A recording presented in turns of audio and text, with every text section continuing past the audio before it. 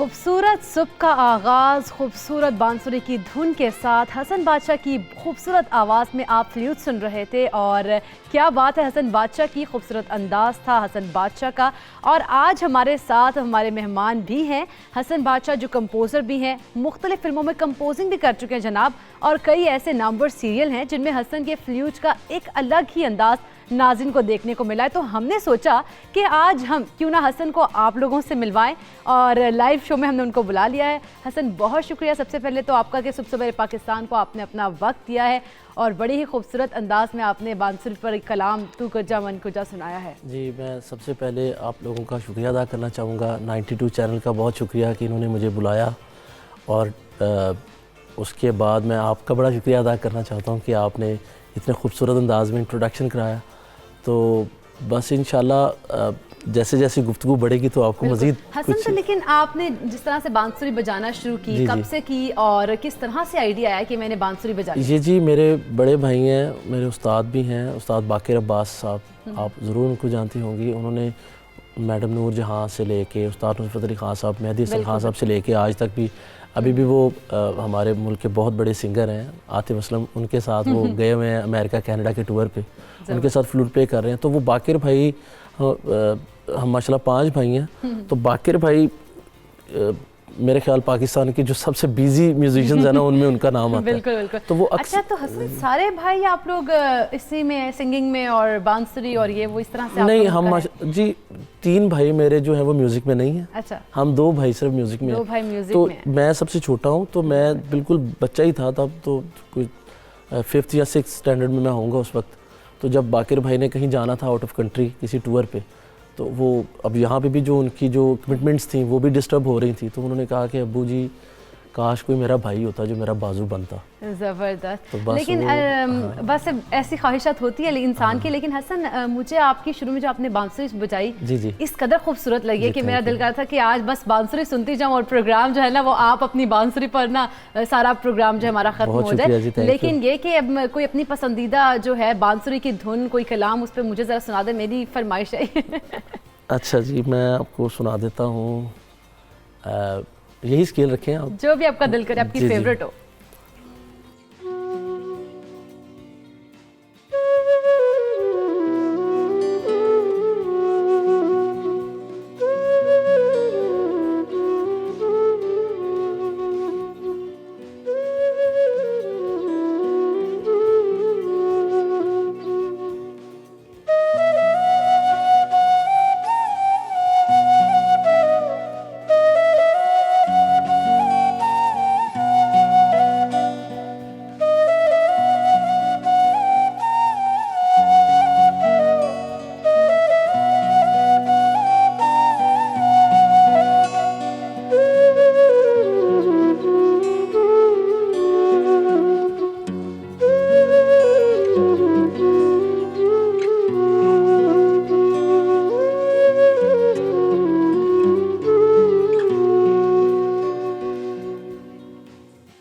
जबरदस्त, वाह वाह, बहुत ही खूबसूरत आपकी आवाज़ है।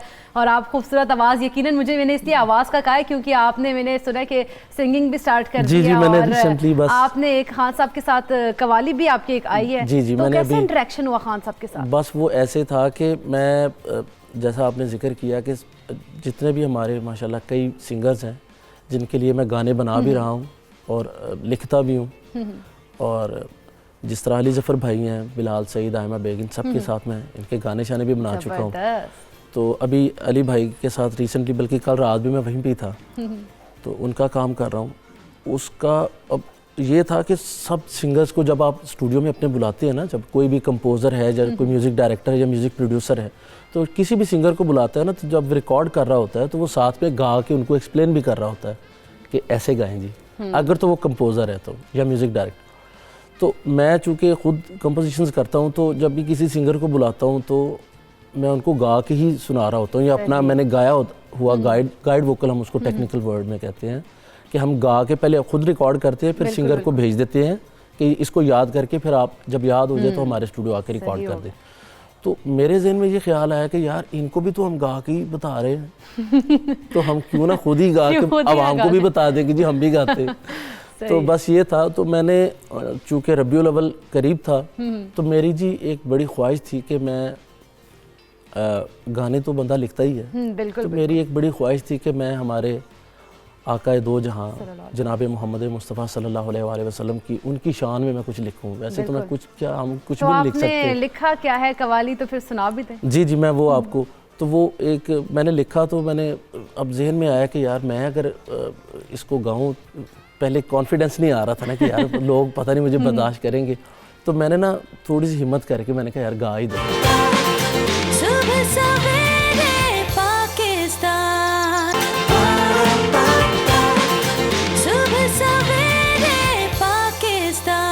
वाकई में आपने कहा कि अगर हम खुद अगर गाएं या हम खुद पढ़ें तो वो कैसा लगेगा, नाज़रीन को यकीनन बहुत पसंद आया होगा। तो वैसे इसकी ट्रेनिंग आपने कहीं से ली? क्योंकि बांसुरी भी आप बड़ी खूबसूरत बजाते हैं, तो हमारे नाज़रीन, क्योंकि जो लोग हैं, नौजवान खासतौर पर नस्ल है, वो उसका बड़ा आगे शौक है कि जी हम गाने बजाने में जाएं। तो ये बांसुरी की ट्रेनिंग वगैरह और गाने की कहाँ से ट्रेनिंग ली? जी बांसुरी की जो ट्रेनिंग है वो तो मेरे जो चचा हैं, मैं माशाल्लाह इस फैमिली से, म्यूज़िकल फैमिली से बिलोंग करता हूँ, और मेरे जो एल्डर्स हैं उन्होंने पाकिस्तान फिल्म इंडस्ट्री के लिए बड़ा उनकी खिदमत है। ज़बरदस्त। तो मेरे वालिद साहब चूँकि एक वायलिनिस्ट थे, म्यूजिशियन थे, ब्रास भी प्ले करते थे, वो जितनी हमारी पुरानी फिल्मों में बैकग्राउंड म्यूजिक, हाँ जी, घराना आपका म्यूजिकल। तो उसके बाद फिर मेरे चचा जो थे वो हमारे फ्लूट के लेजेंड हुए। जितने भी आप मैडम नूर जहाँ के पुराने फिल्मी गाने जो हैं, मेहदी हसन खान साहब के, उनमें बांसुरी जितनी भी थी वो मेरे चचा ने बजाई। उस्ताद गुलाम शब्बीर खान साहब, और उनको फिल्म इंडस्ट्री में छब्बी खान साहब के नाम से जानते थे। तो उनकी लेगेसी को लेके हम चल रहे हैं। उनके बेटे भी माशाल्लाह फ्लूट बजा रहे हैं, और बाकिर भाई जो कि मेरे बड़े भाई हैं, उन्होंने उनसे सीखा, हमारे चाचा जी से। तो उन्हीं से फिर फ्लूट मैंने सीखा। तो जब मैं फ्लूट जब सीखा मैंने, अल्हम्दुलिल्लाह, जब लोग मुझे बुलाना शुरू हो गए काम पे, बाकिर भाई की एब्सेंस में लोग मुझे बुलाना शुरू हो गए, तो फिर मैंने ये अक्सर स्टूडियोज़ में जाना, तो मैंने देखना कि यार मैं तो सिर्फ जाता हूँ, फ्लूट बजाता हूँ, तो वहाँ पे जो कंप्यूटर पे या मिक्सर पे जो बंदा बैठा होता है, वो जिसको हम प्रोग्रामर कहते हैं, तो वो उसने सारा म्यूज़िक बनाया होता है। मेरे दिल में भी ये आया कि यार मैं भी प्रोग्रामिंग करूँ। अब फ्लूट पे तो नहीं ना रहना था। तो मैंने फिर प्रोग्रामिंग शुरू की। जब प्रोग्रामर बना तो फिर मैंने देखा कि प्रोग्रामर बनने के बाद हमें एक बंदा चाहिए होता है जिसको हम म्यूज़िक डायरेक्टर कहते हैं, कंपोज़र कहते हैं। प्रोग्रामर का काम ये है कि उसको कोई कंपोज़र आके अपनी कंपोजिशन देता है, फिर वो प्रोग्राम करता है। आप खुद ही कंपोज़र भी बन गए। तो मैंने फिर जब प्रोग्रामर बना तो मैंने कहा यार ये जो कंपोज़र का जो इंतज़ार कर रहा है ना, बन गए आप तो फिर। तो जब कंपोज़र बना तो फिर मैंने सोचा कि यार एक बंदा होता है जिसका नाम है लिरिसिस्ट। फिर कंपोज़र को एक लिरिसिस्ट की ज़रूरत रहती है कि यार वो मेरे को लिख के दे। अच्छा चलें, इसके ऊपर एक और चीज़ मैं आपसे जानना चाह रही हूँ जिसका मुझे बड़ा तजस्सुस है, और यकीनन नाज़रीन को भी होगा। अगर कोई गाना हो, उसको कितना टाइम लगता है कि आप बांसुरी की धुन में बजाएं? जी ये इसको ऐसे ही है कि जैसे आपको कुकिंग आ जानी चाहिए, उसके बाद अब कोई भी डिश आएगी तो बस वो आपने बस आपके पास वो चीज़ें आनी है, उसके बाद आपने पका देनी। अच्छा, तो आप से एक रिक्वेस्ट करना चाहूँगी, हमारा सुबह सवेरे पाकिस्तान का जो गाना है वो आप बांसुरी पे बजा सकते हैं? अच्छा मुझे सिर्फ पहले सुना देते एक हैं बार आपको। सुना दें, आपको फिर- सुनाते हैं, चलिए जी, पहले जी, सुनते जी, हैं। सुना दें।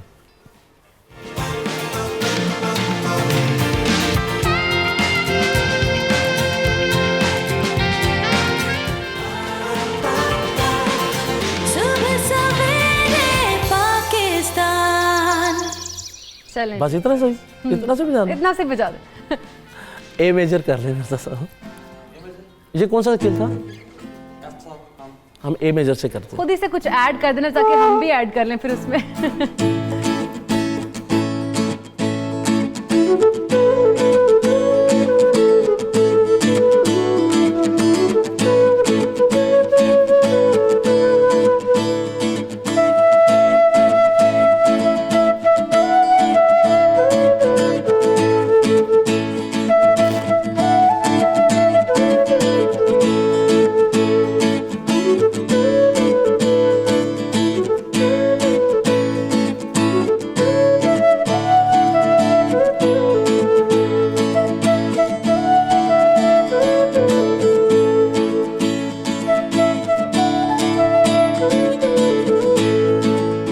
वाह भाई, कमाल कर दिया हसन बादशाह ने तो, बहुत जबरदस्त, Thank you. बहुत मजा आया। सबसे पहले पाकिस्तान का खास तौर पर फ्लूट पर सुनने का तो बहुत ही मजा आया। Thank you, अच्छा बहुत वैसे शुक्रिया। अपकमिंग कौन से प्रोजेक्ट्स हैं आपके? कोई गाना भी रिलीज करें? मैं जी अल्हम्दुलिल्लाह मैंने अभी मेरा बल्कि रिसेंटली एक गाना भी मेरा रिलीज़ हुआ है हमारे हमसाया मुल्क से, अच्छा। बहुत बड़े ब्रांड से। तो म्यूज़िक लेबल कंपनी जो है, तो वहाँ से मेरा एक गाना भी रिलीज़ हुआ, आपको थोड़ा सा वो भी सुना देते चलिए, हैं। ठीक है। वो पंजाबी गाना है, अच्छा, सैड सॉन्ग। ई माइनर कर लें, कौन से हमने सी माइनर से किया था, या बी ए माइनर कर लें। प्यार हुंदा नहीं है, हुंदी है खता, दिल टूटे ते लगे आ पता। प्यार हुंदा नहीं है, हुंदी है खता, दिल टूटे ते लगे आ पता। सोने कर दिल किन्नी क वफा, दिल टूटे ते लगे आ पता। खिले चेहरे किवें जांदे मुरझा, दिल टूटे ते लगे आ पता। कि प्यार हुंदा नहीं है, हुंदी है खता, दिल टूटे ते लगे आ पता। मैं तेनू केड़ी केड़ी दसां गल प्यार दी, कि मैनू यार दी जुदाई किवें मार दी। सांबे अखियां च हंझू हुण जांदे ने, सच ऐसे ने जुबान उत्ते आंदे ने। क्यों मेले च कोई चुप वटदा, दिल टुटे ते लगे आ पता। रूह बाजों किवें बुत बचदा, दिल टुटे ते लगे आ पता। कि प्यार हुंदा नहीं है, हुंदी है खता, दिल टुटे ते लगे आ पता। ये आगे आपने लिरिक्स जरा चेक कर दे कि आजकल जो लोगों के जो चेहरे हैं वो क्या है असल में। तो मैंने कोशिश की है कुछ डिस्क्राइब चलें, करूँ। ठीक है। लोकी झूठे हंझू अखां च ले आउंदे ने, हंझूआं ना चेहरे तो के विखाउंदे ने। लुट लैंदे ने यकीन धोखा देण लई, ताडे हासे खो के तानू होका देण लई। उन्हां हंझूआं दी कीस सलाह, दिल टुटे ते लगे आ पता। खा लेना जहर खाना ने वसा, दिल टुटे ते लगे आ पता। प्यार हुंदा नहीं है, हुंदी है खता, दिल टुटे ते लगे आ पता। प्यार हुंदा नहीं है, हुंदी है खता, दिल टुटे ते लगे आ पता। चलें जी, बहुत ज़बरदस्त जी, हसन, thank you, बहुत ज़बरदस्त। बहुत आपने शुक्रिया। आपका तो आप तो वर्सटाइल हैं, और बल्कि मैंने जिस तरह कहा था ना, ऑल राउंडर, पंजाबी गाने भी और जी, साथ जी। में कवाली भी और कलाम भी, बहुत ही खूबसूरत जी, बहुत अंदाज में आपने शुक्रिया जी। निभाया इसको।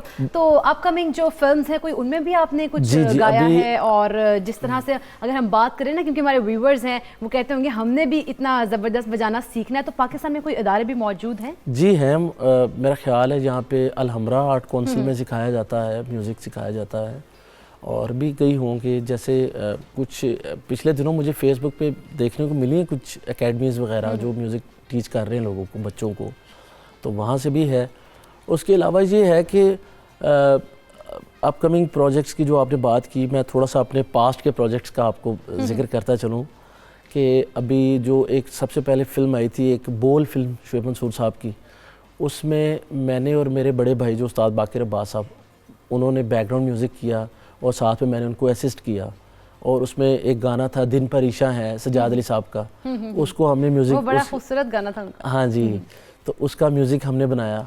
फिर उसका जो टाइटल ट्रैक था बोल का वो हमने बनाया। फिर उसके बाद फिर वरना एक मूवी आई शुएब साहब की, उसका भी बैकग्राउंड म्यूज़िक हमने किया। सही हो गया। फिर उसके बाद फिर अभी रिसेंटली अली ज़फ़र साहब की एक फ़िल्म आई थी तीफ़ा इन ट्रबल, उसमें 2 गाने हमने किए थे। एक वो बोन फायर वाला गाना था सजना दूर, एक वो गाना था, एक गाना था इश्क ने चौंदा यार, सही। तो वो भी किया अल्हम्दुलिल्लाह, लोगों ने बड़ा पसंद किया। फिर अली ज़फ़र साहब की, अब चूँकि रब्बीउल अव्वल का महीना है बिल्कुल, बिल्कुल। तो मैं आपको थोड़ा सा जिक्र करता चलूँ कि एक मैंने हमद लिखी थी, अली ज़फ़र साहब ने जो गाई है, वो कंपोजिशन और लिरिक्स भी मेरे ही थे। तो बल्कि वो भी आपको थोड़ा सा 7 बीट्स में सुना देते हैं। जी माइनर स्केल रखें, ए माइनर। चलो। तू रहीम है, तू करीम है, तेरी ज़ात सबसे अजीम है, तो करम भी कर मेरे हाल पे, है जो मुश्किलें सब टाल दे, तेरे दर पे हूँ बस मैं खड़ा, तो सुन ले तू मेरी दुआ। अल्लाहुम्मा सल्ले अला मुहम्मद व आलिही, अल्लाहुम्मा सल्ले अला मुहम्मद व आलिही। करीम है तू करीम है, तेरी ज़ात सबसे अजीम है, तो करम भी कर मेरे हाल पे, है जो मुश्किलें सब टाल दे, तेरे दर पे अब मैं खड़ा, तो सुन ले तू मेरी दुआ। अल्लाहुम्मा सल्ले अला मुहम्मद व आलिही, अल्लाहुम्मा सल्ले अला मुहम्मद व आलिही। चलो जी, बहुत ही खूबसूरत जी, पढ़ा जी, आपने हसन बहुत बादशाह। शुक्रिया। यकीनन सुबह सुबह हमारे जो व्यूवर्स हैं ना जी, वो जी। बड़े खुश हो गए होंगे कि किस कदर खूबसूरत आपने बांसुरी बजाई और बहुत ही ज़बरदस्त चीज़ें आपने जी, जो जी, है वो बहुत प्ले करके शुक्रिया। दिखाई हैं। सुबह सवेरे पाकिस्तान, सुबह सवेरे पाकिस्तान। हम उर्दू पे ही बात करेंगे और बड़ी तफसील से बात करेंगे, और इस पर बात करने के लिए जो शख्सियत हमारे साथ मौजूद हैं उनके अदबी और इल्मी काम से मुतालिक तो लोग जानते ही हैं, लेकिन उनसे मुलाकात जो है वो बहुत कम रहती है क्योंकि वो मुस्तकिल तौर पर टोरंटो कनाडा में मुकीम है। जनाब पेशे के लिहाज से तो फिजिशियन है, लेकिन अब तक उनकी 60 से ज़ायद तख्लीकी, तहकीकी और तनकीदी तसानीफ शाया हो चुकी हैं, जिनसे उर्दू अदब के स्कॉलर्स, ख़ास तौर पर रिसर्च स्कॉलर्स ने काफ़ी इस्तिफ़ादा हासिल किया है। और हमारे आज के मौजू के हवाले से अगर बात की जाए तो उनकी शख्सियत से बेहतर हमारे पास कोई नहीं है। सैयद तकी आबिदी साहब, बहुत शुक्रिया आपके वक्त का कि आपने हमें अपना वक्त निकाला कीमती, और हमारे लिए आप आए हैं, हमारे नाजरीन के लिए, और उर्दू पे बात करेंगे हम। इनके साथ साथ जो है हमारे साथ मौजूद है डॉक्टर नजीब जमाल। इनकी भी शख्सियत बहुत ही खूबसूरत है और शायर है, मुसन्निफ़ हैं। इन्होंने भी उर्दू के लिए बड़ी खिदमात जो है वो सर अंजाम दी हैं। तो बहुत शुक्रिया डॉक्टर साहब आपका भी। तो सबसे पहले तो तकी साहब आपसे ही गुफ्तगू का आगाज़ करूँगी कि पहले तो आप कनाडा से पाकिस्तान आए, वक्त कैसा गुजरा है? बहुत उम्दा गुजर रहा है, इस वजह से कि उर्दू का जो दिल है वो यहीं से धड़कता है। तो जैसा आपने कहा कि मैं सेहत का तबीब, अदब का मरीज़ और उर्दू का वकील हूँ। ज़बरदस्त। तो उर्दू के जो मसाइल आज की 21वीं सदी और ग्लोबल विलेज में हैं और जिसका मरकज़ यहाँ पर है, और मैं खुश हूँ कि मेरे साथ हमारे प्रोफेसर नजीब कमाल साहब भी यहाँ पर तशरीफ़ रखते हैं, जमाल साहब, और जिनकी खिदमत हैं। तो आज के दौर में इस 21वीं सदी में जो हमने 1913 में उर्दू तरक्की बोर्ड बनाया और आज उर्दू तहफ़्फ़ुज़ बोर्ड की ज़रूरत महसूस हो रही है, तो उसकी वजह यह है कि कुछ मसाइल हैं जिससे हमें गुफ्तगू करनी है कि उर्दू को किस तरीके से नस्ल जवान से जोड़ा जाए, बिल्कुल। उर्दू को किस तरीके से नई टेक्नोलॉजी से जोड़ा जाए। अब आपका जो प्रोग्राम सवेरा का हो रहा है, जिससे पूरे लोग मुस्तफ़ीद हो रहे हैं, इससे पूरी तरीके से उर्दू की आबियारी की जा सकती है। बिल्कुल, बिल्कुल। और उर्दू के रस्मुल ख़त की हिफाजत वो बहुत ज़रूरी है कि दुनिया में कहीं पर दो ऐसी ज़बानें नहीं कि अगर उर्दू का रस्मुल ख़त अगर ख़त्म हो जाए तो दूसरी ज़बान उसको अपना ले। टी.एस. इलियट ने कहा था एक चीज़ कि जिस ज़बान में अदब आलिया होता है वो ज़बान बोली या नीचे नहीं आती। तो हमारे पास गालिब है, हमारे पास इकबाल है, हमारे पास मीर और अनीस है, तो हमारी ज़बान बहुत, जी हाँ, बहुत एकेडमिक है। तो इस लिहाज से इस वक्त ज़रूरत इस चीज़ की है कि इस गुलशन उर्दू को और अच्छी तरीके से संवारा जाए। बिल्कुल बिल्कुल। तकी साहब, मैं तो शागिर्द हूँ आज और आप उस्ताद हैं, तो प्रोग्राम जो है पूरा नाज़रीन तकी साहब के पास ही होगा। तो वैसे उर्दू गई कहाँ? उर्दू है, 400 मिलियन अफराद की ज़बान इस वक्त उर्दू है। मैं कहूँगा मुझे पानी दो तो 400 मिलियन अफराद यूनेस्को के लिहाज से मुझे पानी देंगे, लेकिन जब मैं लिख कर बताऊँ तो बहुत कम लोग मुझे पानी देंगे। तो मालूम यह हुआ कि उर्दू अब कानों की ज़बान बन के रह गई है, आँखों की ज़बान नहीं है। तो उर्दू के रस्मुल ख़त और उर्दू के इमला और उर्दू को पढ़ाना मख़सूसन नस्ल जवान के लिए लाजिम है, वरना ये हमारा पूरा जो ज़ख़ीरा है, ये पूरा ज़ख़ीरा हमारा आपके जो है इसी तरीके से किताबों में रह जाएगा। जो उर्दू की रीडरशिप जो कम हो रही है उसकी बड़ी वजह यह है कि हमारे बच्चों को बुनियादी तालीम उर्दू की नहीं। बिल्कुल। उर्दू के रस्मुल ख़त की हिफाजत, उर्दू को किसने कहा कि आप अपने बच्चों को उर्दू ना पढ़ाएं? किसने कहा कि आप अपने शिनाख्ती कार्ड उर्दू में ना रखें? किसने कहा कि आप अपने उर्दू टीवी को या उर्दू रेडियो को या उर्दू सहाफ़त को इस्तेफ़ादा ना करें? हर कौम का काम ये होता है। अल्लामा इकबाल को समझने के लिए हमको उर्दू की भी ज़रूरत है, फ़ारसी की भी ज़रूरत है। तो ये चमनिस्तान जो है उर्दू का, तो ये चमनिस्तान की जो है खूबी है कि इतनी छोटी उम्र में उर्दू ने वो तरक्की की है कि 100 साल पहले हमारे पास जामिया उस्मानिया में जो मेडिकल और जो प्रोफेशनल कोर्सेज थे उनको उर्दू में पढ़ाया गया।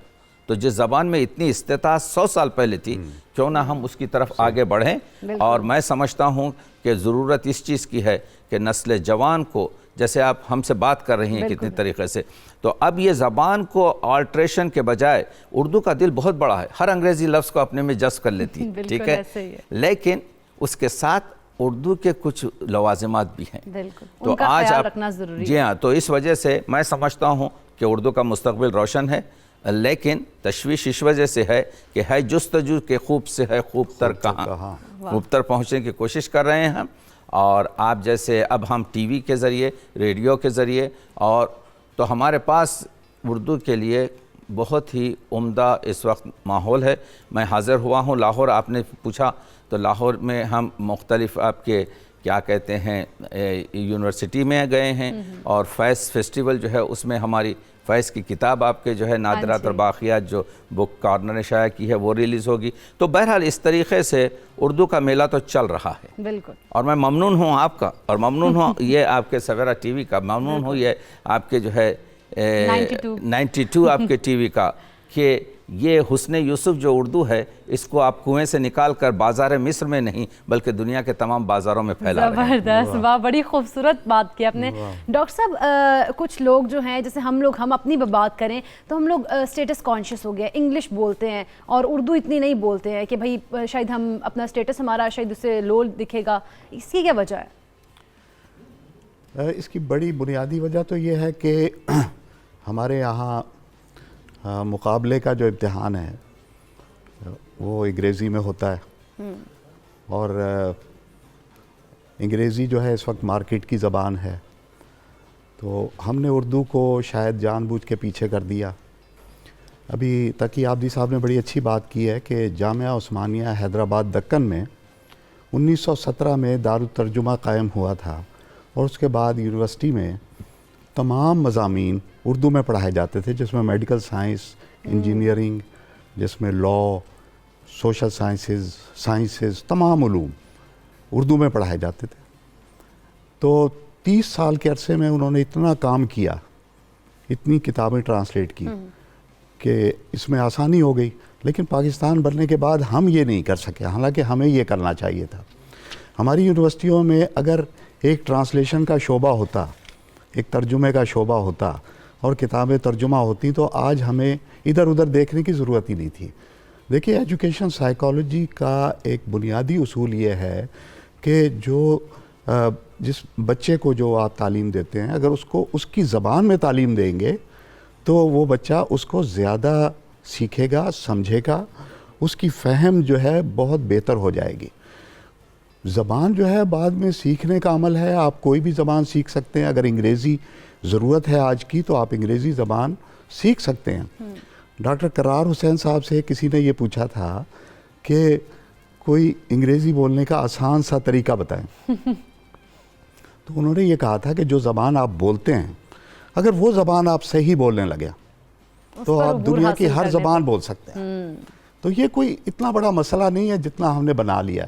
हम क्या करते हैं कि 12 साल 14 साल हम ज़बान सीखने में लगा देते हैं। बिल्कुल। तो उससे जाहिर है कि फिर वो जो मुनीर ने कहा था ना कि मुनीर इस मुल्क पर आज सेब का साया है या क्या है कि हरकत तेज़ तर है और सफ़र आहिस्ता आहिस्ता। तो ये एक सूरत हाल जो है ये हम देख रहे हैं। बिल्कुल यही सूरत हाल। हालांकि ऐसा नहीं है कि उर्दू ज़बान जो है कहीं पीछे रह गई है या उर्दू ज़बान कहीं जो है वो नज़र नहीं आ रही है, ऐसा भी नहीं है। आप देखिए आपके चैनल कितने चल रहे हैं उर्दू ज़बान में चल रहे हैं, उर्दू ज़ुबान में चल रहे हैं। अंग्रेज़ी के कितने चैनल इस मुल्क में चलते हैं और जो चलते भी थे वो भी बंद हो गए या उन्होंने भी अपने आप को उर्दू के कालिब में ढालना पड़ा उन्हें। तो ये कोई ऐसी बात नहीं है कि हम अपनी ज़बान के बारे में किसी कम फहमी का शिकार हों और किसी हम एहसास कमतरी का शिकार नहीं होना। सुबह सवेरे पाकिस्तान, सुबह सवेरे पाकिस्तान। कॉलर हमारे साथ मौजूद है इम्तियाज़। अस्सलाम वालेकुम इम्तियाज़। वालेकुम अस्सलाम मैडम, आप दोनों मेहमानों को इस्लाम पेश करता हूँ और मुख्तसर सी बात करूँगा। ये आप लोगों को किसने कह दिया कि उर्दू जो है, उर्दू ज़बान जो है ये जवाल की तरफ जा रहा है या इसकी कोई इम्पोर्टेंस खत्म होगी? देखिए, उर्दू की इम्पोर्टेंस तो जब तक हम और आप और हमारे बाल बच्चे आते रहेंगे और जाते रहेंगे तो ये उर्दू की तो एक इम्पोर्टेंस और अहमियत रहेगी, क्योंकि ये हमारी मादरी ज़बान है और माँ की तरह है। जैसी माँ मीठी होती है वैसी हमारी उर्दू ज़बान मीठी है। दूसरे कॉन्टेक्स्ट में आके बात करेंगे कि इंग्लिश जो है ये एक्चुअली इंटरनेशनल लैंग्वेज हो गई है एक अरसे से, क्योंकि इसके जो भी वजूहात है वो आप सबको पता है कि इंग्लिश जो है ये इस तरीके से आगे बढ़ते ही चला गया।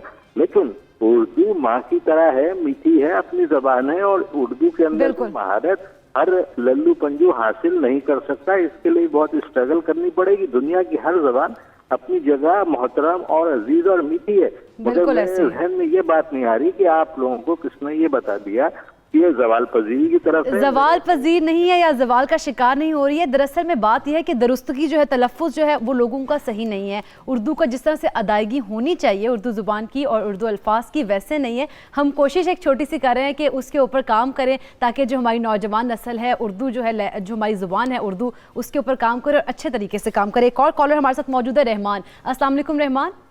वालेकुम अस्सलाम मैडम, मैं आपसे उर्दू के में बात करना चाहता हूँ। जी बोले। मैं ये शेयर करना चाहता हूँ कि उर्दू तो बड़ी ज़बरदस्त ज़बान है और बड़ी खूबसूरत ज़बान है, मीठी ज़बान। जिस तरह पहले कलर ने ये बात की, बात यह है कि उर्दू जो है ये अब तो तबलीगी ज़बान भी है। हमारे जो रेवंड से जमातें जाती हैं पूरी दुनिया में इसको प्रमोट करते हैं, तो वो उर्दू में बात करते हैं। पूरी दुनिया में दावत चलाते हैं तो उर्दू में बात करते हैं। तो उर्दू अल्हम्दुलिल्लाह जो है ना सेकेंड लार्जेस्ट लैंग्वेज है पूरी दुनिया में और अल्हम्दुलिल्लाह प्रमोट हो रही है पूरी दुनिया में। और सही, चलें जी बिल्कुल प्रमोट हो रही है उर्दू ज़ुबान। एक हमारे रेगुलर कॉलर हैं याहिया, हमारे साथ मौजूद हैं। अस्सलाम वालेकुम याहिया। अस्सलाम वालेकुम सलाम, तमाम मौजूद मेहमानों को सलाम। और मैं कहता हूँ नहीं खेल ए दाग यारों से कह दो कि आती है उर्दू ज़बान आते आते। उर्दू है जिसका नाम जानते हैं दाग, सारे जहां में धूम है हमारी ज़बान की। लेकिन अफसोस का पहलू ये कि हमारे यहाँ जो इसकी पजीराई नहीं हो रही बल्कि इस ज़बान को ख़राब किया जा रहा है। प्रॉब्लम पता है क्या होगी? जो हम लोग ना हमारी इंग्लिश अच्छी रही ना हमारी उर्दू अच्छी रही। मैंने तो जब बचपन में पढ़ा मैंने जब बचपन में पढ़ा था तो हम लोग बड़े प्रॉपर तरीके से प्रोनाउंसिएशन बताते थे, यानी अगर आप पीटीवी का दौर देखें तो बगैर प्रोनाउंसिएशन के, अच्छी तलफ़ुज़ के बगैर आप अच्छी उर्दू नहीं बोल सकते। सीखने की जिसमें सलाहियत होनी चाहिए। मेरा सवाल आपके मौजूद मेहमानों से ये, क्योंकि देखिए एक हमारे जो हमारे बराबर वाली मुल्क की फिल्मों ने आके जो जबान की एक सत्यानाश किया है और जो जबान में एक अजीब किस्म के अल्फाज शामिल हो गए, उससे बड़ी मुझे तकलीफ होती है। और वो मैं अपने बच्चों को खुद समझाता हूँ कि उर्दू इतनी महज़्ज़ब जबान है, इतनी महज़्ज़ब जबान है, और इसकी जो इसकी हिज्जे है और इसके जो अल्फाबेट से नहीं कह रहा, तो उसके अंदर हुरूफ तहज्जी के अल्फाज में इतनी वुसअत है कि वो हर जबान इसमें सुमो दी गई है, बिल्कुल सुमो दी। और लेकिन क्योंकि हमारे बच्चे, चलें जी, बहुत शुक्रिया यहया, आप हमारे साथ मौजूद थे। लास्ट कॉल लूंगी, मिसेस फैसल हमारे साथ मौजूद है। अस्सलाम वालेकुम मिसेस फैसल। जी मिसेस फैसल, आप क्या शेयर करना चाहती हैं, क्या बात करना चाहती हैं? हमारी कॉल ड्रॉप हो गई है। चलें जी, तो एक बड़ा अच्छा सवाल जब किया गया, देखिए मैंने 1998 में एक तहकीक की थी कि कुरान मजीद के सबसे ज़्यादा तर्जुमे दुनिया में उर्दू में मौजूद हैं। उस वक्त मैंने काउंट किए थे, कोई 93 थे। फ़ारसी दूसरे नंबर पर थी जो 54 या 55 थी। क़सीदे बुर्द शरीफ का काम देखिए आपके 50 से ज़्यादा। जो ये गुफ्तगू हुई है कि हमारी पूरी दीनियत, हमारी पूरी तबलीग, हमारी आपके कुरान मजीद की तफसीर और उलूम इस्लामी देखिए, तो ये ज़बान में इस छोटी सी उम्र ने तमाम ये चीज़ों को लिया है। इसी वजह से तो इसमें हर चीज़ आपके शामिल हो चुकी है। जहाँ तक कि मसला अंग्रेज़ी अल्फाज का है, हमको अंग्रेज़ी ज़बान से कोई मसला नहीं है। अंग्रेज़ी ज़बान अपनी जगह एक मोहतज ज़बान है। मसला ये हुआ है, कहा यह जा रहा है कि 21वीं सदी के आखिर तक बहुत सी ज़बानें खुद ब खुद दूसरी ज़बानों में जम हो जाएंगी। लेकिन हम बहुत खुशाइंद है, हमारा मुस्तकबिल ताबनाक है, हम डिप्रेशन में नहीं हैं। हम ये कह रहे हैं कि है जुस्तजू के खूब से है खूब तर कहाँ, किस तरीके से उर्दू के इन मसाइल को और अपनी ज़िम्मेदारी को एहसास कर रहे हैं कि नस्ल जवान से जोड़ना है। और जो अल्फाज उर्दू में आ रहे हैं, जैसे अभी गुफ्तगू में जो आम अल्फाज आ रहे हैं, उनको हम इस्तेफादा कर रहे हैं। और इंशाल्लाह आप देखेंगे कि गुज़िश्ता आइंदा एक 20-30 साल में 500 बिलियन यानी 500 मिलियन अफराद आपके उर्दू को पूरी तरीके से पढ़ेंगे। लेकिन बेहतर यह है कि हम रीडरशिप पैदा करें, बेहतर यह है कि बुनियादी तालीम और टेक्नोलॉजी दें, जैसा कि प्रोफेसर जमाल ने कहा है। बिल्कुल।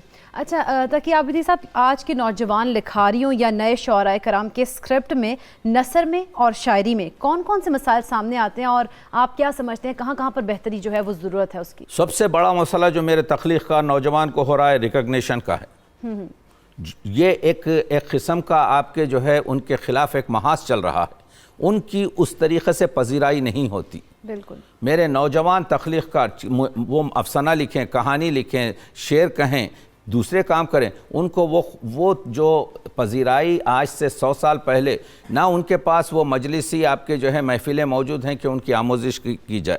एक उभरता हुआ मैं नौजवान देखता हूँ तो फ़ौरन जलसी शुरू हो जाती है। उर्दू अदब के जो सीनियर लोग हैं उनके लिए ये लाजिम है कि अगर वो चाहते हैं कि उनका आपके जो है तख्लीक, उनकी तख्लीक बाकी रहे, आइंदा नस्ल की आबियारी करें, उनकी मदद करें, उनकी आमोजिश करें, अगर कोई मसाइल हैं तो उसकी करें। सबसे बड़ा मसला रिकग्निशन का है। दूसरा मसला यह है कि उनको कोई मदद, आप ऐप तो निकाल देते हैं लेकिन ऐप की दुरुस्तगी की गुफ्तगू नहीं करते।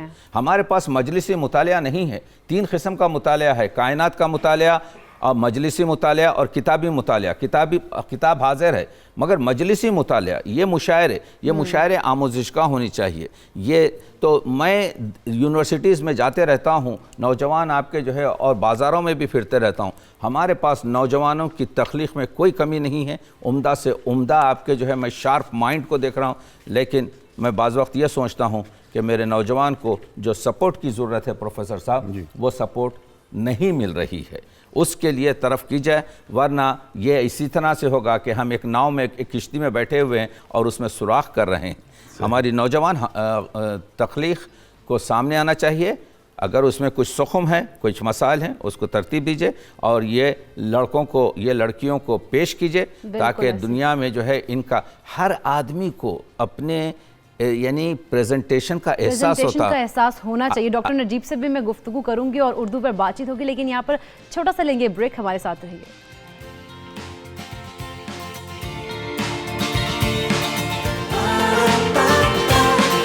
सुबह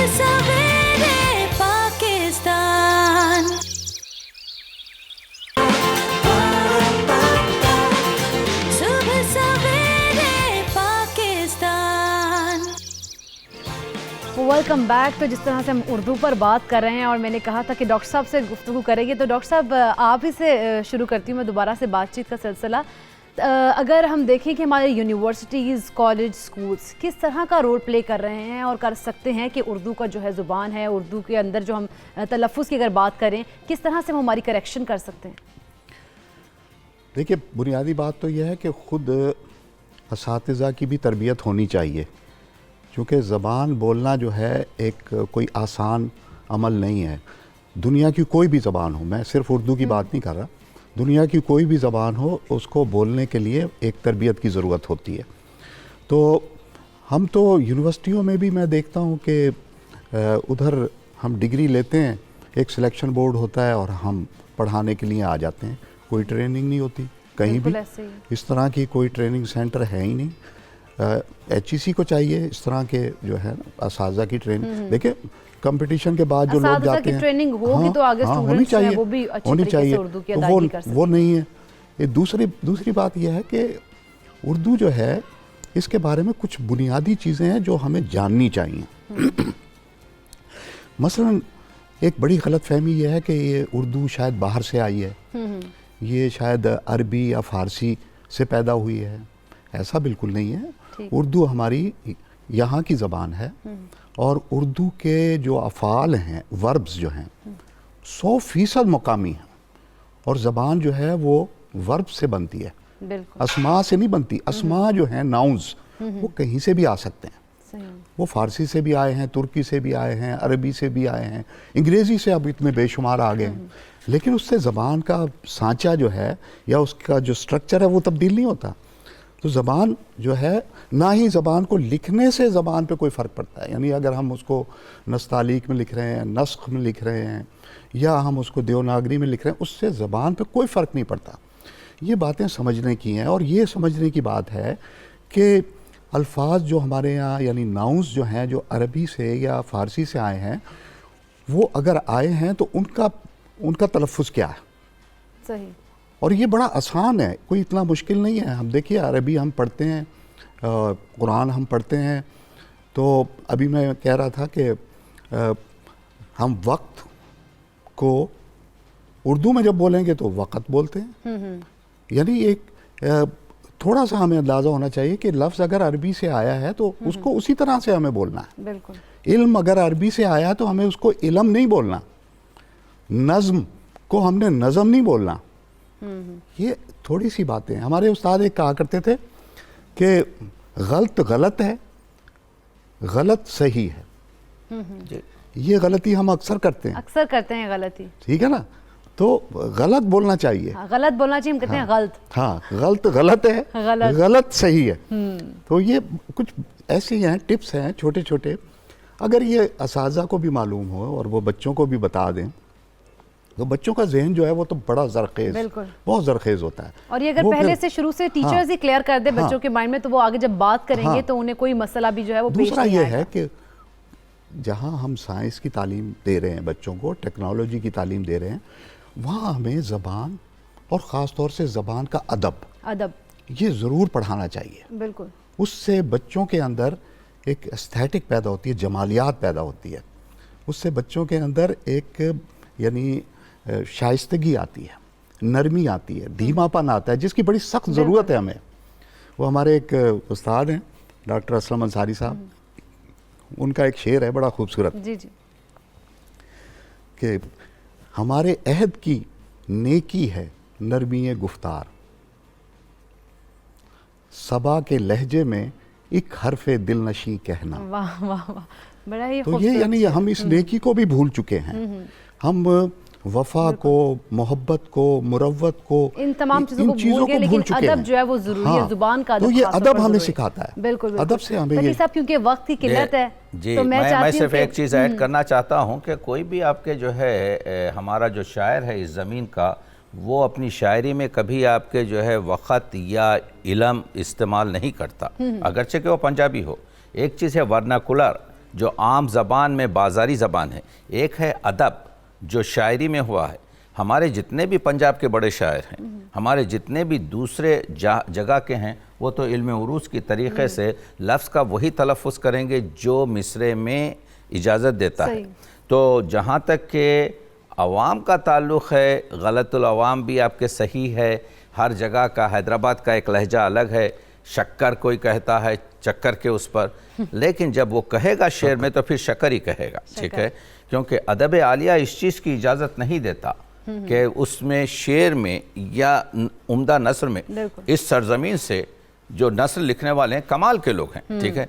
तो मैं इस चीज़ को वो कहता हूँ बहुत अच्छी चीज़ है तालीम दी जाए कि इनको क्या दिया जाए, लेकिन जो अहम चीज़ ये है कि हमारा जो अदब आलिया है जिसमें हमारी तख्लीक है वो सब सही माने में आ रही है, वरना वो डिस्कार्ड हो जाएगी। नौजवानों को इसकी तालीम दी जाए और उससे फ़ायदा होगा, और मैं ममनून हूँ। यकीनन फ़ायदा होगा अगर नौजवानों को हम सिखाएंगे।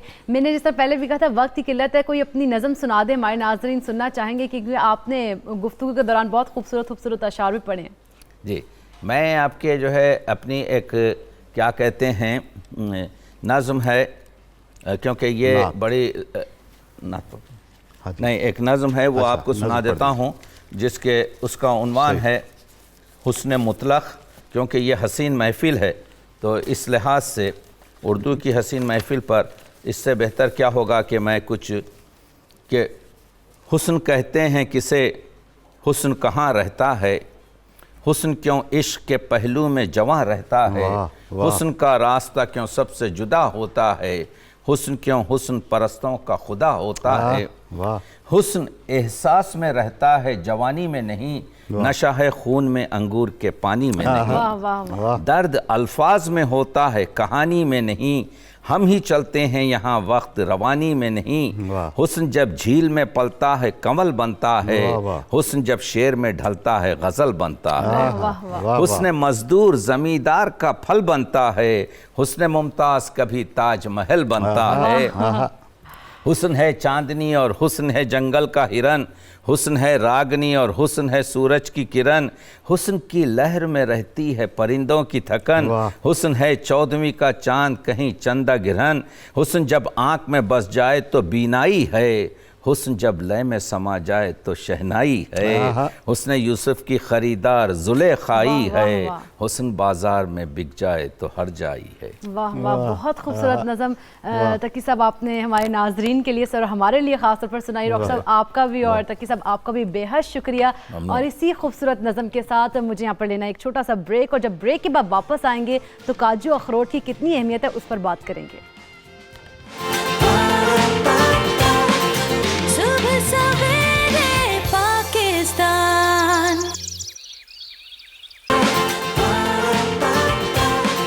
सुबह सवेरे पाकिस्तान। ये सर्दियां हैं, ठंड भी बढ़ रही है, तो सब लोग, हर कोई, हम सब भी ड्राई फ्रूट्स का इस्तेमाल जो है वो बढ़ा देते हैं।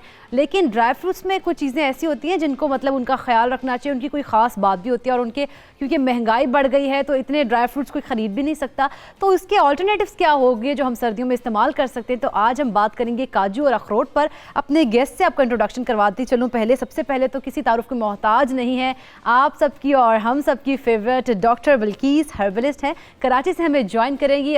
बहुत शुक्रिया बिल्किस आपा आपका। जी अस्सलाम वालेकुम, कैसे हैं? वालेकुम अस्सलाम, ठीक ठाक। आप भी बड़ी प्यारी लग रही हैं और मैं उम्मीद करती हूँ आप खैरियत से होंगी। जी बिल्कुल। चले जी, दूसरी हमारे जो गेस्ट हैं, दो आज तो एक भी नहीं, दो माहिर ग़िज़ाइयत हमारे साथ मौजूद हैं स्टूडियो में, डॉक्टर सहर चावला और जोहा। आप अपनी स्क्रीन पर और हमारे सेट पर बारहा इन्हें देख सकते हैं और देख चुके हैं, और आज इनसे जो गुफ्तगू है वो बड़ी ज़बरदस्त होने वाली है। तो सबसे पहले गुफ्तगू का जो आगाज़ है वो डॉक्टर बिल्किस से ही करते हैं। तो बिल्किस आपा, अखरोट और काजू की अहमियत क्या है, और सर्दियों में क्योंकि इस्तेमाल बढ़ जाता है तो कितनी मिकदार में लेने चाहिए हमें? अच्छा, जैसे नेचुरोपैथी में अगर कहूँ तो काजू जो है वो बच्चों की ग़िज़ा है, बच्चों की ग़िज़ा है, क्योंकि अक्सर हम लोग ये आजकल देख रहे हैं कि हाइपर हो रहे हैं और ब्रेन की चीज़ें मतलब कि ब्रेन बहुत हाइपर जो एक्टिव होते हैं उनके लिए मैं हमेशा माओं को कहती हूँ कि बच्चों को काजू खिलाएं। और आप यकीन करें, जो बच्चों को अगर काजू देंगे तो इतने उनको डॉक्टर्स के पास जाने की ज़रूरत नहीं होगी दिमाग के तौर पर। और अखरोट तो बना हुआ ही दिमाग है। लेकिन ये बिल्कुल अखरोट की अच्छा एक मिनट, मेरी मुझे आवाज़ बहुत ज़्यादा आ रही है, मुझे अपनी आवाज़। अच्छा जी, आवाज़ आपकी आ रही है, वो पीछे से हम कहते हैं अपने पैनल से कि ठीक कर लें, बल्कि सब आप बात करें अपनी। जी जी जी बिल्कुल। अखरोट जो है, अखरोट की जो बात है वो ये है कि अखरोट आपका जहन के लिए बहुत अच्छा है, लेकिन ये आपके दिल के लिए बहुत अच्छा है, आपके जिगर के लिए बहुत अच्छा है। जिनको ब्लड प्रेशर रहता हो, सिर्फ 2 अखरोट रोज़ाना वो इस्तेमाल करें, लेकिन उसको बहुत अच्छी तरह चबाएं कि आपका माउथ स्लाइवा उसमें बिल्कुल ऐड हो जाए। आप यकीन करें, स्लो एंड ग्रेजुअली आपकी जो मेडिसिन है जो आप हाइपरटेंसिव के लिए लेते हैं वो बहुत कम हो जाएगी और हार्ट स्ट्रोक्स वगैरह जो है उससे बच जाएंगे। लेकिन ये दोनों चीज़ें ऐसी हैं, इससे इनको कम मिकदार में इस्तेमाल करना चाहिए। काजू को भी कम मिकदार में इस्तेमाल करना चाहिए, अखरोट को भी। अखरोट अगर ज़्यादा इस्तेमाल करते तो आपको वॉमिटिंग स्टार्ट हो जाती है। सही। अखरोट आप 3 से 4, उससे ज़्यादा इस्तेमाल नहीं करते। और अखरोट के तो आपको जो पत्ते बहुत अच्छे होते हैं, इवन कि इसका जो छिलका होता है वो बहुत अच्छा स्क्रब बनता है और उसको जलाने के बाद पाइल्स की वो दवा बन जाती है। वो मैं आपको आगे बताऊंगी। चलें, वो भी हम आपसे आगे जानेंगे किस तरह से दवा बनती है। सहर, आपसे मतलब मैं जानना चाहूँगी कि काजू जो है वो कितना है? मैं वैसे मुझे बड़ा मज़े का लगता है और यकीनन काफ़ी लोगों को पसंद होता है काजू, तो उसको किस तरह से हम अपनी ग़िज़ा का हिस्सा बना सकते हैं? जी, बात मैं इससे स्टार्ट करूँगी कि ये थोड़ी मिसकंसेप्शन है, गलतफहमी है कि सर्दियाँ हों या गर्मियाँ हों, ड्राई फ्रूट का जो इस्तेमाल है उसकी जो क्वांटिटी वो कांस्टेंट रहनी चाहिए। लेकिन सर्दियों में इस्तेमाल ना बहुत ज़्यादा, सर्दियों में इस्तेमाल इससे बढ़ा देते हैं कि हमारी बॉडी अल्लाह ताला की तरफ से इस तरह प्रोग्राम्ड होती है कि सर्दियों में हमारा मेटाबॉलिक रेट स्पीड अप हो जाता है। तो हमारा जो कैलोरी बर्निंग प्रोसेस है, फैट बर्निंग प्रोसेस है, जब वो तेज़ हो जाता है तो हमें ज़्यादा भूख लगती है, लेकिन रिक्वायरमेंट उसकी उतनी ही रहती है। भूख हमें ज़्यादा लगती है, लेकिन जिस तरह जो आइडियल रिक्वायरमेंट है वो आपके पास, अखरोट आप एक दिन में मैक्सिमम 7 खा सकते हैं, ठीक है? 7 अखरोट यानी अगर आप उसके 14 शेल्फ्स, अगर आप उसको हाफ में डिवाइड कर रहे हैं। सर्दियों में हमें भूख ज़्यादा लगती है तो हमें लगता है कि रिक्वायरमेंट ज़्यादा हो गई है। काजू के साथ जो एक बहुत मज़े की चीज़ एसोसिएटेड है वो ये है कि काजू में होता है आई विटामिन। हमारे पास 2 आई विटामिन होते हैं, एक होता है ल्यूटिन, वो हम ड्राई फ्रूट के और सेक्शन में बात करेंगे, एक होता है ज़ीज़ेंथिन। जो हमारे पास ज़ीज़ेंथिन होता है वो हमारे पास काजू में प्रेजेंट होता है, और ये जो ज़ीज़ेंथिन है ये हमारी नज़र तेज़ करता है, हमारी रेटिना के ऊपर प्रोटेक्टिव झली लेयर बनाता है ताकि जो हार्मफुल यूवी रेज हैं वो नज़र को ख़राब ना कर सकें। बॉडी में हमारे पास 20 तरह के आई विटामिन पिगमेंट्स होते हैं, जिसमें से सिर्फ ये 2 विटामिन पिगमेंट्स होते हैं जो कि आंख में मौजूद होते हैं, और उनमें से एक काजू में है। शायद बहुत कम लोगों को ये पता हो कि काजू जो है वो आपका खून भी बनाता है। अच्छा, वो कैसे बनाता है? ये बड़ी इंटरेस्टिंग बात है कि अनार से बनता है या सेब का जूस पिए उससे बनता है, क्योंकि अनार और सेब में तो सबको पता है आयरन है। काजू में आपके पास कॉपर है। अगर आपके पास कॉपर ना हो तो आयरन प्रॉपर्ली जज़ब ही नहीं हो सकता, आयरन एब्जॉर्ब ही नहीं हो सकता। जब एब्जॉर्ब ही नहीं होगा तो फिर ऑफ कोर्स वो फंक्शन कैसे करेगा? तो काजू आपके पास एनीमिया के लिए, इरेगुलर हार्ट बीट के लिए, बशर्ते कि जैसे कि आपा ने कहा नॉर्मल मिकदार में लिया जाए तो ये आपके पास बहुत ज़्यादा अच्छा है। काजू आपके पास नींद के लिए बहुत अच्छा है। अच्छा, नींद सही आती है, सुकून वाली है। अक्सर सुना होगा आपने बड़ों से कि कहते हैं कि सोने से पहले दूध ले लो। क्यों? दूध में रिलैक्सिंग हार्मोन होता है जिसको मेलाटोनिन कहते हैं। हाँ। काजू में भी आपके पास मेलाटोनिन होता है। अच्छा। और सोने पे सुहागा, तो जब सोने लगे हम या रात को के टाइम अगर हम काजू का इस्तेमाल करें तो नींद रात के टाइम नहीं हम कर सकते। अच्छा। उसका भी एक रीजन है, वो मैं आगे आ रही थी, वो भी मैं आपको आगे बता रही थी। Melatonin is the relaxing hormone, ठीक है? आप रात के सोने से 3 घंटे पहले लें। उसकी वजह ये कि जो काजू है उसमें आपके पास फाइबर, प्रोटीन, इसका कंटेंट बहुत ज्यादा है। इसका मतलब है कि अब आपके पास स्टमक ने बहुत ज्यादा एफर्ट करनी है इसको डाइजेस्ट करने के लिए। तो सोने से पहले एकदम जिस तरह दूध ले सकते हैं आप, ये नहीं 2 या 3 घंटे पहले आपने ड्राई फ्रूट ले लिया, फिर आपने दूध ले लिया ताकि वो फिर इजीली डाइजेस्ट वगैरह हो गया। और जिस तरह आपा कह रही थी कि जैसे अगर आप अखरोट ज्यादा खाते हैं तो आपको नोजिया होता है। कोई भी ड्राई फ्रूट भी हो जाती है, आप ज्यादा खाते हैं नोजिया होता है, क्योंकि ड्राई फ्रूट्स में आपके पास टेनिन्स होते हैं, और अगर उसका आप मिकदार जरूरत से ज्यादा करेंगे तो फिर नोजिया। चलें, ठीक है। जोहा, बच्चों को हम किस तरह से मतलब ये काजू वगैरह, अखरोट वगैरह का इस्तेमाल करवा सकते हैं, और बच्चों के लिए कितना मुफीद है? बच्चों के लिए बहुत क्योंकि मुफीद है। ग्रोइंग एज है उनकी एक तो। बिल्कुल, इसमें ऐसा होता है कि हमारे पास वॉलनट्स के अंदर तो ओमेगा 3 फैटी एसिड्स होते हैं। जब ओमेगा 3 फैटी एसिड्स हम बच्चों को ड्यूरिंग ग्रोइंग ईयर्स में देते हैं तो उनकी ब्रेन डेवलपमेंट बहुत अच्छी होना शुरू हो जाती है। जिस तरह बच्चों को उस एज में चाहिए होता है कि उन्होंने फिजिकल एक्टिविटी भी करनी है, मेंटल एक्टिविटी भी करनी है, क्रिएटिविटी, पढ़ाई के अंदर उनको काफ़ी एनर्जी की ज़रूरत होती है। तो अगर उस टाइम पे हम इनको ड्राई फ्रूट्स देंगे तो उनकी वो वाली एक्टिविटीज़ भी बहुत अच्छी रहेंगी। लेकिन मसला ये आता है कि बच्चे खाना पसंद नहीं करते, वो बहुत नखरे करते हैं कि हमने नहीं खाना या इस तरह से। तो उसमें मदर्स को करना चाहिए कि उनको बेशक हिडन फॉर्म में दे दें। उसको बिल्कुल अच्छी तरह से चॉप करके आप बेशक शेक्स में उसको डालकर दे सकते हैं, सैलड्स के ऊपर स्प्रिंकल करके दे सकते हैं, बच्चों के जो ब्रेकफास्ट सीरियल्स हैं उसके ऊपर स्प्रिंकल करके दे सकते हैं। लेकिन मेक श्योर करें कि बच्चों को जाएं ज़रूर, ये इस चीज़ से हटे नहीं कि बच्चे चुबा नहीं रहे जिस तरह से भी है। ये इवन आपने ये देखा होगा कुछ फूड जैसे होते हैं जो कैरियोजेनिक होते हैं, जो हमारे दांतों पर चिपक जाते हैं और उसके बाद वो अंदर डेंटल कैरीज करते हैं, जैसे च्युइंग गम्स वगैरह। अब जो हमारे पास ड्राई फ्रूट्स हैं उसमें प्रोटीन कंटेंट थोड़ा ज़्यादा होता है, तो जब हम प्रोटीन रिच फूड्स लेते हैं तो हमारी दांतों की सेहत के लिए बहुत अच्छे हैं। तो जिन बच्चों को डेंटल कैरीज का इशू बचपन में हो रहा होता है तो अगर वो ड्राई फ्रूट्स लेंगे, प्रोटीन अंदर जाएगा तो उनकी डेंटल कैरीज का इशू भी रिजॉल्व आउट रहेगा। लेकिन अहम यह है कि बच्चे इसको अपनी डाइट में ज़रूर शामिल करें। बच्चों को किसी तरीके से देना चाहिए, चाहे धोखा कर लें, उसको चॉप कर लें, किसी तरह से भी कर कि बच्चों को लाजमी देने चाहिए ड्राई फ्रूट्स। आपा वैसे आप बताई थी कि पायल्स में भी जो अखरोट और काजू है इसका मतलब बड़ा हाथ है कि बड़े इसको अगर इस्तेमाल करेंगे तो बीमारी नहीं होगी। आपको कोई नुस्खा बताना चाह रही थी तो वो हमारे नाज़रीन को बताइएगा। जी जी, मैं बता देती हूँ। अखरोट के जो छिलके होते हैं, जो सख्त वाले छिलके होते हैं, इसके ऊपर भी एक छिलका होता है जिससे डाई बनते हैं, ठीक है। लेकिन जो अखरोट का छिलका मार्केट में अवेलेबल होता है, जिसका खौल होता है, उसको पूरा आप जला लें, ठीक, जलाकर उसको जैतून के तेल में मिला लें, ये मरहम बन जाएगा। तो ये पाइल्स का बहुत अच्छा मरहम बन जाएगा। जो बहुत ज़्यादा तकलीफ़ में होते हैं वो ये वाला मरहम इस्तेमाल करेंगे तो आहिस्ता आहिस्ता जैसे ज़ख़म है या ब्लीडिंग ज़्यादा हो रही है उनको भी बहुत फ़र्क पड़ता है। चलें जी, मैं उम्मीद करती हूँ कि जो हमारे नाज़रीन है वो ये देख रहे हो तो वो इसको इस्तेमाल करें अगर किसी को ये मसला है। लेकिन आपा और कौन कौन सी बीमारियाँ हैं जिनमें हम ये हेल्पफुल है हमारे लिए काजू और अखरोट वगैरह?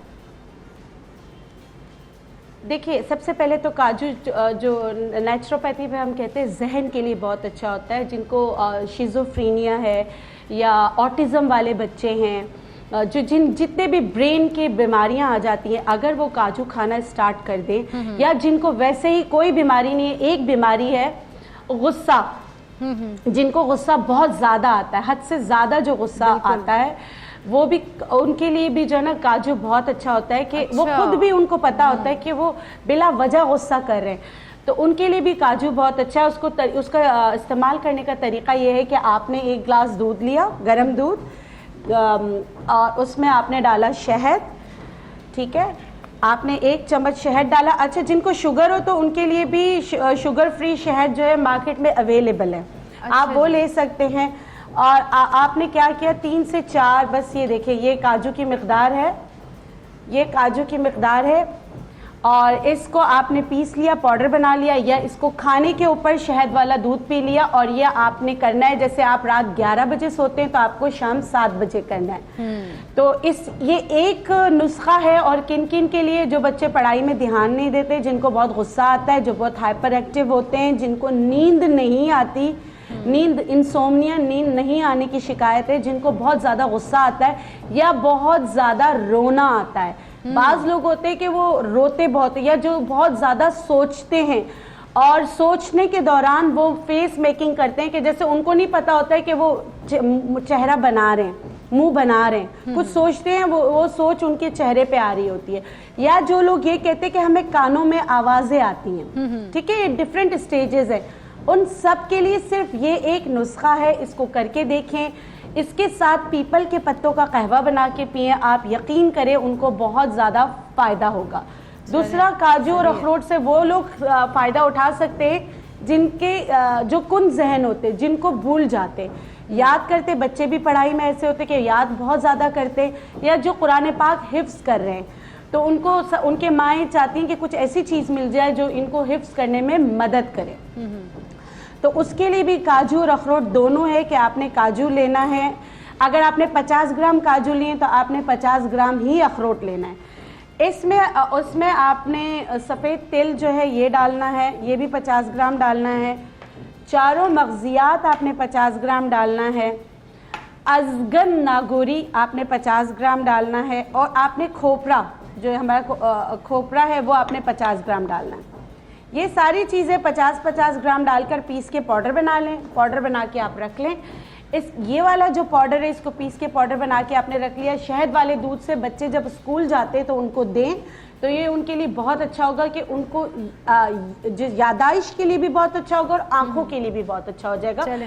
जो माएँ चाहती हैं कि बच्चों की आंखें सही रहे, तो दोनों के लिए बहुत अच्छा नुस्खा है। चलें जी, वैसे भी बच्चों के फाइनल पेपर्स भी आने वाले हैं, तो जो वालिदैन चाहते हैं, खासतौर पर जो माएँ चाहती हैं कि उनके बच्चे अच्छा याद करें और अच्छा पेपर में जाके पेपर करके आएँ, तो उनको ये नुस्खा जो आपा ने बताया वो ज़रूर इस्तेमाल करवाएं। कॉलर हमारे साथ मौजूद है सोबिया। अस्सलाम वालेकुम सोबिया। वालेकुम अस्सलाम। सोबिया, क्या जानना चाहती हैं? आपस से मेरा ये सवाल है कि मुझे ना पूरा साल ना डस्ट एलर्जी रहती है। नाक मेरी ना बहुत ज्यादा ही बंद रहती है, नहीं खुलती। जितनी मर्जी मैं दवाइयाँ इस्तेमाल कर लूँ वो नहीं खुलती है।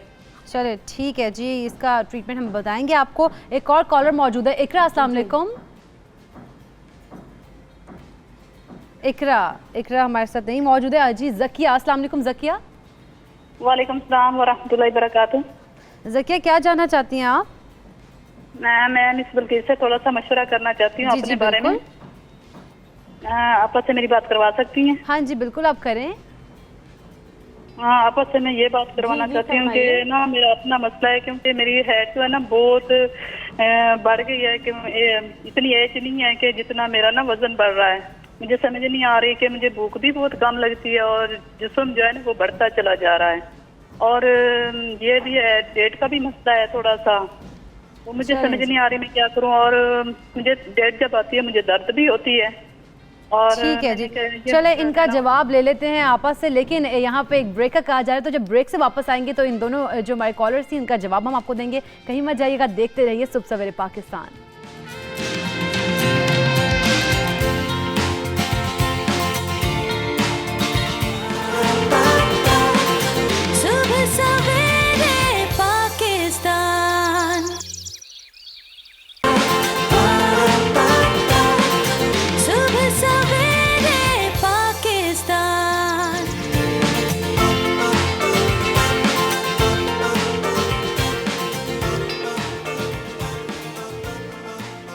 Welcome back. तो ब्रेक पर जाने से पहले हम कॉलर से बात कर रहे थे सोबिया, और हमारे साथ मौजूद थी ज़किया। उन्होंने कोई क्वेश्चंस किए थे जो कि आपा से सवाल का जवाब हम देंगे। तो आपा बताइएगा, सोबिया का क्वेश्चन था कि वो उन्हें डस्ट एलर्जी है जो कि सारा साल रहती है, तो इसका हल बता दें।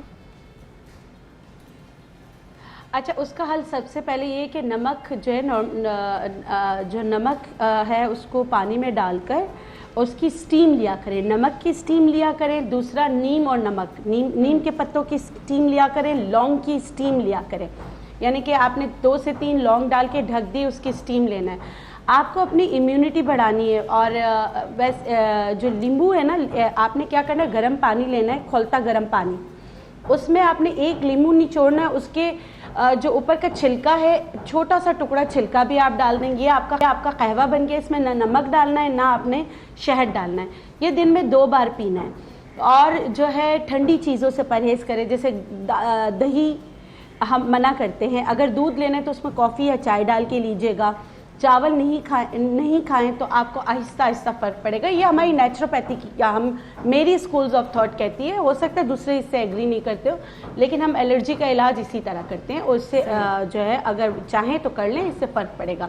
अच्छा, दूसरी जो मेरी बहन थी वो कह रही है मुझे भूख नहीं लगती और मोटापा जो है वो ज़्यादा नहीं लगती और मैं मोटी होती जा रही हूँ। और दूसरा, उन्होंने अपने हार्मोन्स की तरफ इशारा किया है। सबसे पहले लीवर फंक्शन टेस्ट करा लें और एक CBC विद ESR करा लें, तो इससे ये पता चलेगा बाज़ औक़ात खून की कमी से भी आपको भूख नहीं लगती। सही है। और आपका लीवर फैटी लीवर हो तो LFT कराएंगे तो पता चल जाएगा। अगर फैट ज़्यादा बन रहे हो तो भी आपको भूख नहीं लगती। इससे क्या होगा, कमज़ोर हो जाएंगी। इनको ताकत की चीज़ें चाहिए होंगी और ये क्या करेंगी, डाइट पे चली जाएंगी और ज़्यादा अपना मतलब कि अपना हुलिया बिगाड़ देंगी। तो इसके लिए अच्छा है कि आप नींबू पानी शहद जो है सुबह आप आधा नींबू 1 चम्मच शहद गर्म पानी में डाल के पीजिए। इससे इनको भूख लगना शुरू होगी। और अपना टेस्ट करा के बताइए ताकि हम इनकी सही तरीके से मदद कर सके। और जैतून का तेल 2 चम्मच, 1 चम्मच इसबगोल की भूसी गर्म पानी में डाल के पीजिए, इससे इनका फैट्स जो है निकलना शुरू होगा। चलें जी, आप आपा के नुस्खे पे अमल करें, यकीनन आपको फ़र्क पड़ेगा। जोहा, मैं आपसे जानना चाह रही थी कि जो काजू है या अखरोट है, इसके मतलब मज़ीद क्या फ़वाइद हो सकते हैं, जो कि ख़ास तौर पर सर्दियों की अगर बात करें तो सर्दी से बचने के लिए हम किस तरह से इनको इस्तेमाल कर सकते हैं और खुराक का हिस्सा बना सकते हैं? बिल्कुल, सर्दियों में जिस तरह से हमारा बॉडी टेम्परेचर थोड़ा कम हो रहा होता है, तो ये high nutrient, high energy dense दोनों चीज़ें हैं हमारे पास, काजू और अखरोट दोनों। तो जब हम ये कंज्यूम करेंगे तो हमारा बॉडी टेम्परेचर जो है वो इंटरनली नॉर्मल होना शुरू हो जाएगा। क्योंकि सर्दियों में फिर इतनी ज़्यादा ठंड लगती है, इंसान फिर इसीलिए कहता है कि यार इनका ऐसा लेकिन जिस तरह से ये है कि ज़्यादा कंज्यूम नहीं करने, क्योंकि इस वजह से प्रोटीन मैंने बताया थोड़ी ज़्यादा होती है, तो वो हमारी किडनीज़ के ऊपर थोड़ा लोड बर्डन बढ़ा देती है। इसके अलावा जिस तरह सर्दियों की आप बात कर रही हैं, तो सर्दियों में हमारी स्किन बहुत ड्राई और फ्लेकी होना शुरू हो जाती है, यानी खुश्की बहुत ज़्यादा हो रही होती है। अखरोट जो है उसका जो ऑयल है वो बेसिकली बहुत बेनिफिशियल है हमारी स्किन के लिए। अगर हम बेसिकली टॉपिकली अप्लाई करें, बेशक कंज्यूम में कर लें, तो हमारी स्किन के ऊपर मॉइस्चर को अट्रैक्ट करती है। जब स्किन पर मॉइस्चर अट्रैक्ट होगा तो क्या होगा कि हमारी जितनी भी ड्राई और फ्लेकी स्किन है वो नॉर्मल होनी शुरू हो जाएगी, फ्रेश स्किन में कन्वर्ट हो जाएगी। तो सर्दियों में अखरोट का तेल या इवन अखरोट भी अगर कंज्यूम करते हैं तो हमारी स्किन के लिए बहुत अच्छा है। स्किन के लिए बहुत अच्छा हाँ है। इसके अलावा बहुत से लोगों को आपने देखा होगा कि दिल की बीमारियां बहुत ज़्यादा होती हैं। इसमें ये होता है कि हमारे पास ये HDL बनाता है हमारी बॉडी में, ओमेगा 3 फैटी एसिड से अच्छा कोलेस्ट्रॉल जो बॉडी में जाकर बनाएगा, गंदा कोलेस्ट्रॉल ऑटोमेटिकली वाइप आउट हो जाएगा।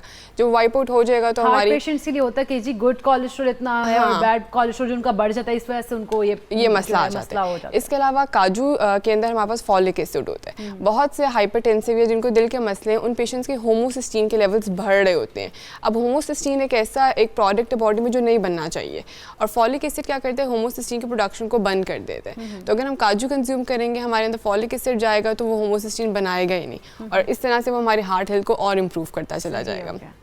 इसके अलावा ये दोनों जो हमारे पास ना से एंटी डायबिटिक है, जिन लोगों को डायबिटीज़ का इशू है, शुगर चाहे टाइप 1 है चाहे टाइप 2 है, वो दोनों भी इसको कंज्यूम कर सकते हैं। शुगर पेशेंट काजू भी ले सकते हैं, काजू भी ले सकते हैं, लेकिन ब्लड प्रेशर जिनका हाई रहता है वो काजू थोड़ा अवॉइड करें, क्योंकि इसके अंदर थोड़ी सॉल्ट की जो क्वांटिटी है वो थोड़ी ज़्यादा है।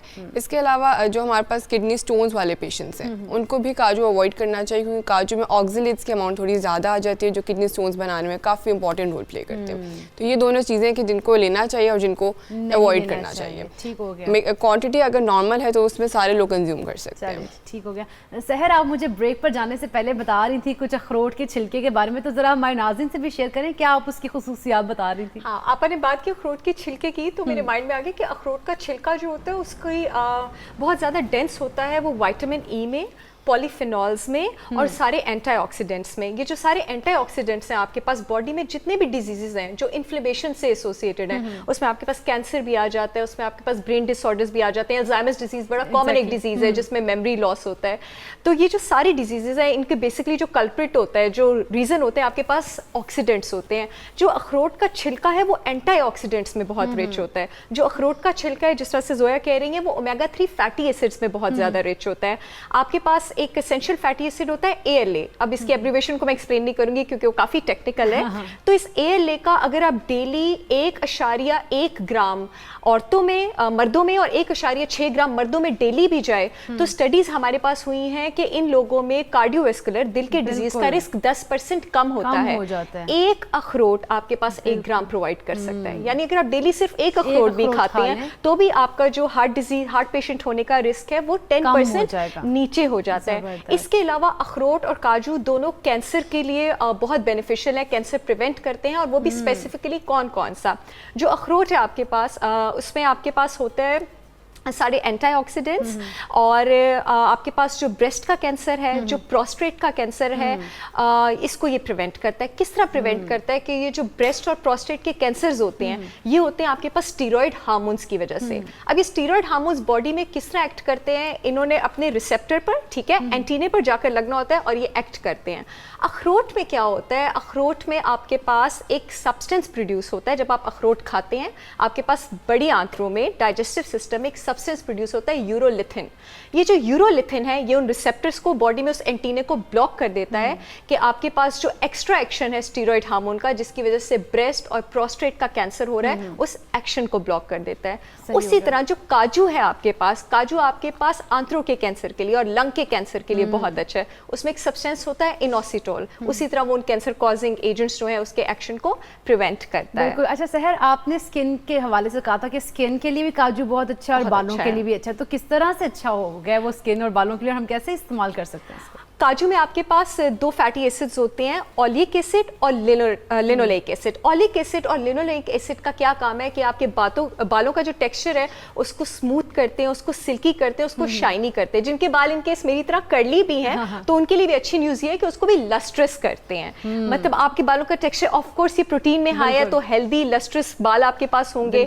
ये जो ओलिक एसिड और लिनोलेइक एसिड है ये नेचुरल आपके पास, इसके तो लोग हेयर ट्रीटमेंट्स भी करवाते हैं आर्टिफिशियल टॉपिकल अप्लाई करके। स्किन के लिए भी आपके पास प्रोटीन हेयर ट्रीटमेंट ले रहे होते हैं। एग्जैक्टली, प्रोटीन हेयर ट्रीटमेंट ले रहे हैं। काजू खा लेंगे तो लेने की जरूरत नहीं, वही आपके पास नॉर्मल मिकदार में। स्किन के लिए आपके पास इतना अच्छा, स्किन कैंसर की प्रिवेंशन के लिए काजू जो है बहुत रिसर्चेस हुई हैं, इट इज़ वेरी हेल्पफुल।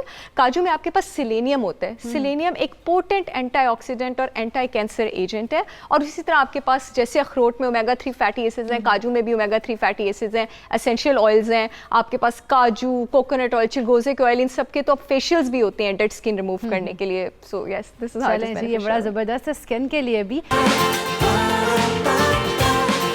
सुबह सवेरे पाकिस्तान, सुबह सवेरे पाकिस्तान।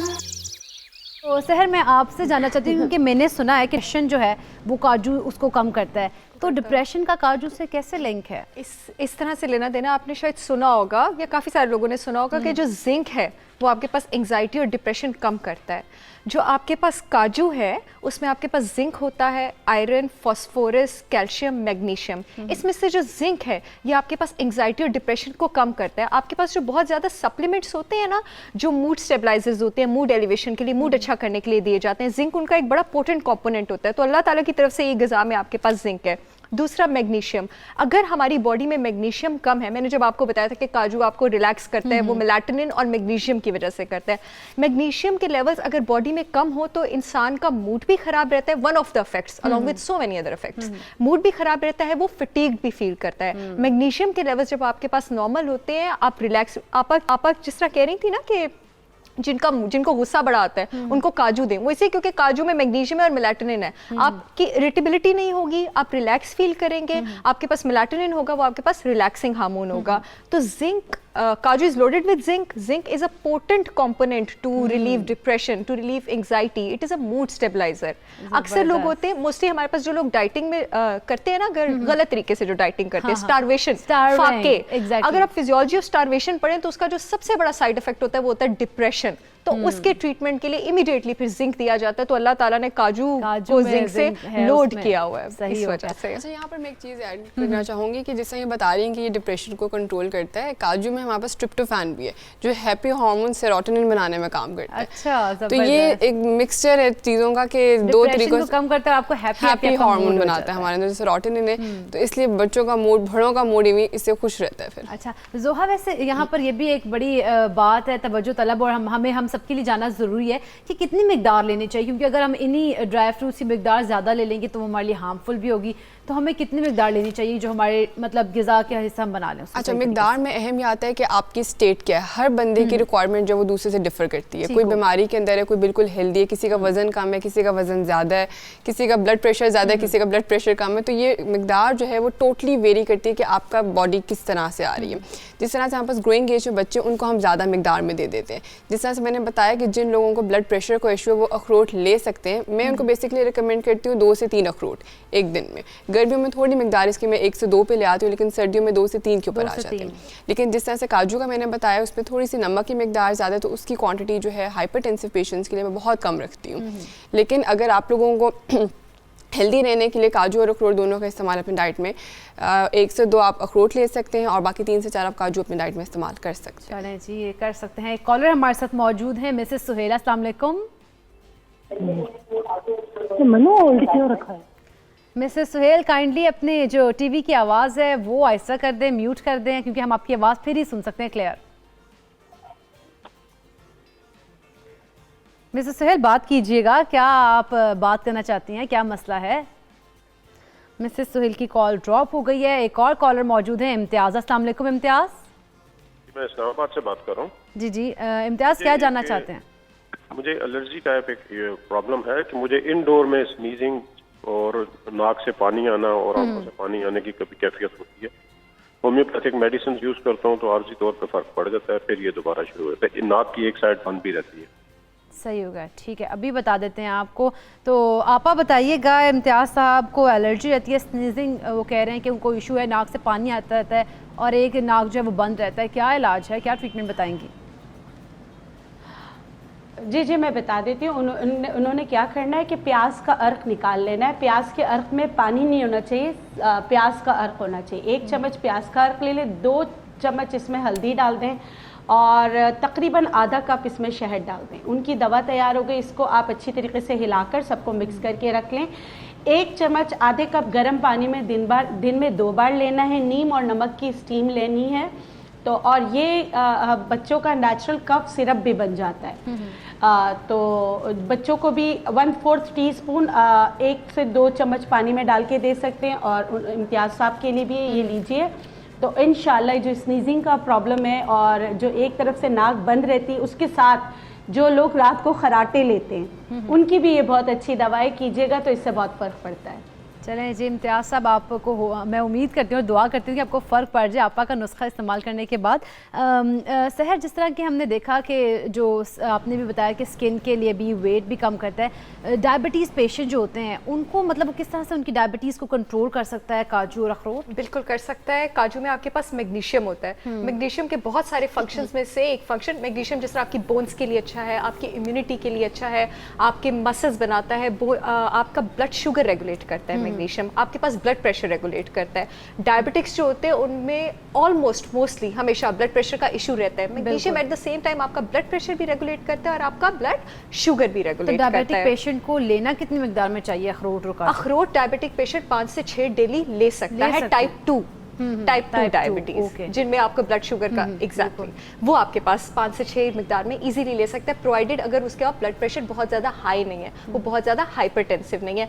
जिस तरह ये नमक की बात हो रही थी, आपके पास जितने भी ड्राई फ्रूट्स हैं वो सारे आपको रॉ फॉर्म में लेने चाहिए, रॉ और ग्रिल्ड। ना आपको फ्राइड लेने चाहिए ना आपको रोस्टेड लेने चाहिए। ऑफ कोर्स जब आप फ्राइड लेंगे, आप रोस्टेड लेंगे, उनमें ऑलरेडी नमक का कंटेंट है तो वो फिर और ज्यादा हो जाता है। रॉ एंड ग्रिल्ड फॉर्म में they are good, you can take 5 to 6 walnuts. ठीक है, बहुत शुक्रिया सहर चावला आपका, जोहा आपका और बिल्किस आपा भी हमारे साथ मौजूद थी। आप तमाम लोगों का बहुत शुक्रिया और मैं उम्मीद करती हूँ कि हमारे जो वाले हैं उन्होंने बड़ा कुछ सीखा होगा, उनकी रहनुमाई होगी। तो प्रोग्राम का क्योंकि वक्त होता जा रहा है ख़त्म, कल इसी टाइम फिर से आपसे मुलाकात करेंगे और बहुत सी इंटरेस्टिंग चीज़ें आपके लिए लेके आएंगे। तो प्रोग्राम का फीडबैक देना मत भूलिएगा, प्रोग्राम का फीडबैक ज़रूर दीजिएगा और मुझे दीजिए इजाज़त। अल्लाह हाफ़िज़।